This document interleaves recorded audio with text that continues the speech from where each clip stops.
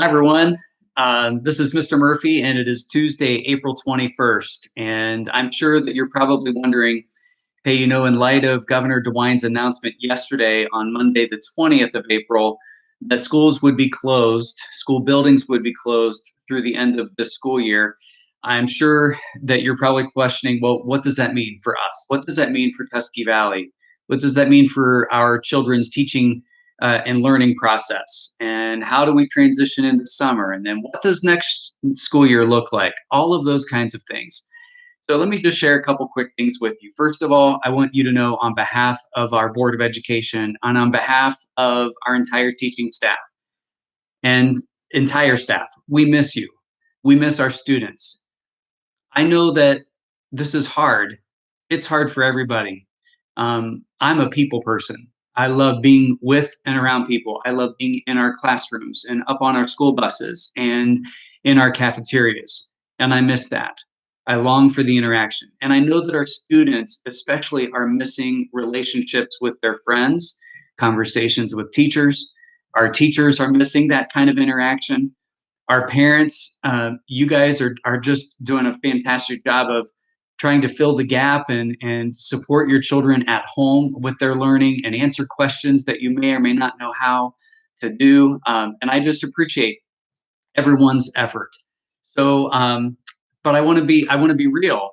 What you're dealing with, what I'm dealing with, is very complicated and it's hard and it's unknown because we're living in. I told my wife last week I had to make a quick trip to Rural King, and I thought, what kind of world am I living in? This is just crazy. But at the same time, I want you to be encouraged because we are doing the right thing and we are doing the very best that we can. And quite honestly, the work that Tusky Valley is doing and on behalf of our staff, on behalf of our children, our students, and our parents and community, you guys are all doing a fantastic job. So don't be too hard on yourself and be encouraged. Let me give you a couple quick things. To our seniors and to our athletes, I want I don't even know where to begin because what you're all thinking and feeling right now, it's got to hurt. We've talked about things being hard. My goodness, or thought that that would be the end, the final opportunity that you'd be together as a group in the building, that you'd be together with your teams. Um, and so I am sorry. We are sorry that everything right now has it's just really, to be quite blunt, it's been stripped away from you, and I'm sorry for that. um, the reality is that everything changed when we had to pull everybody together on March 13th, and then remote learning started on March 17th. Everything has changed, and then when we were clinging to hope that perhaps we'd be able to return here in May, and that's not going to happen. So I just want to acknowledge the hardships that our seniors, especially, and our senior athletes are facing right now. To our teams, our track team, baseball team, softball team, I know that you're longing. You wish you would be competing right now, and we wish we could be there watching you compete and train. So I just encourage you to stay strong, stay positive, continue training, continue staying fit. To our choir and band and drama and speech teams and groups, stay encouraged, keep practicing.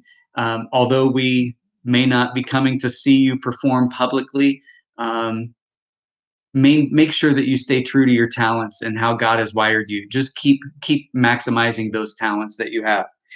I want to share a couple of specifics with you. Well, actually, I don't have much to share with you other than more details will be coming. Materials like student, I'm sure you're wondering, hey, I need to get into the school to pick up things that I have in my locker or things that I have that perhaps I left in a classroom with a teacher or something like that. We will come up with a plan, and over these next few weeks, we will be in touch with you in terms of how we will have you come in and get those things.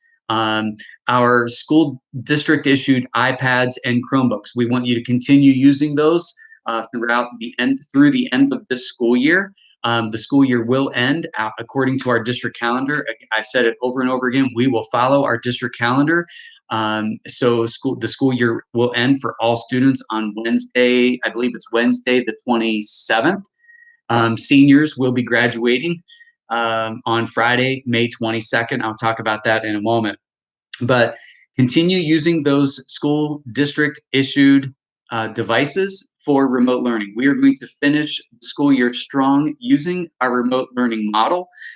Grading will continue, accountability will continue. We're extending a lot of grace throughout that, yet we do expect and need students to give a good faith effort and to give their very best, as we would expect in the classroom at school.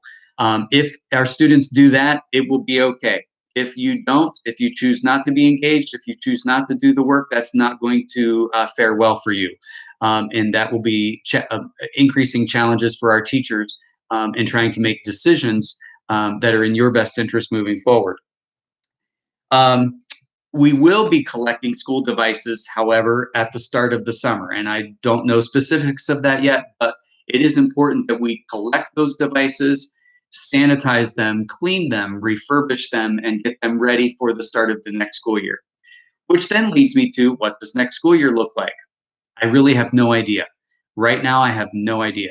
Until we have parameters in place and until we have expectations outlined by Governor DeWine and the Ohio Department of Education, once those expectations are in place and those parameters, if you will, once those are in place, then our team, our school district can design what next school year is going to look like. And we can put plans together and we can create schedules and we can make great things happen. I know that once we have those things in place, once the parameters are outlined for us and the expectations are there, here's what I know about Tusky Valley. Our team will work really, really hard together in partnership with everyone, all stakeholders, and we will create a model that will exceed state expectations. That's what thrills my heart. That's what we will do. That's who we are. So stay encouraged, and we will stay tuned in as we create those plans. But right now, if you were to ask me, so Mr. Murphy, what's next school year going to look like? I honestly have no clue. And there it is. I'll be very candid with you. For our seniors, this morning, an email was distributed to all of our senior email accounts in your student accounts. So there should be an email for you. We will be conducting a senior class meeting via Zoom on Monday, the 27th at 1 p.m. It is our expectation that all seniors be logged on to that meeting, unless there's something that's truly preventing you from being engaged and involved with that. So in addition to the senior class meeting, we are going to be sending a certified letter to parents of seniors and guardians of seniors. That letter is probably being mailed out today as we speak. It should be arriving to your homes Wednesday or Thursday of this week. And again, it is arriving certified mail because we wanted to make sure that every senior and every parent of seniors will receive specific details and information about graduation. We're disheartened that we can't do graduation normally.